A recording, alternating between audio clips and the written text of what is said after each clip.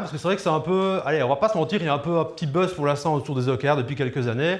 On en parle beaucoup, c'est un peu vu comme le nouveau truc à la mode pour vraiment savoir où on va, pour vraiment mener une direction claire. Mais au final, c'est pas aussi récent que ça. Ça a commencé dans les années 70 par un certain Andy Grove qui a inventé ça chez Intel. J'ai mis invente pas entre guillemets parce que finalement c'est juste à la base, la version de base, c'est juste du management by objective un peu revisité et amélioré. Mais ça a surtout décollé en 1999 quand c'est un certain John Doerr. Il faut savoir que John Doerr c'était un élève de Andy Grove, donc il a un peu piqué l'idée pour la mettre un peu plus. Il était meilleur en marketing à mon avis.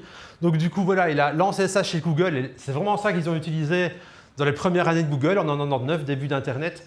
Donc c'est vraiment ça qui leur a permis de se développer et d'arriver avec des trucs très concrets et de vraiment savoir où ils allaient. Dans cette expérience-là, on a vraiment commencé à beaucoup en entendre parler en 2017, quand le même John Doerr a publié le bouquin Measure What Matters, qui était traduit en français d'une façon que j'ignore, mais en tout cas qui a été traduit en français, et qui justement reprend le framework et qui a permis à pas mal de boîtes de l'implémenter chez eux. Tous ces événements pour mener au moment clé, au point d'orgue de la carrière de chacun d'entre nous en termes des OKR, c'est-à-dire partager ce moment ensemble dans la journée agile et discuter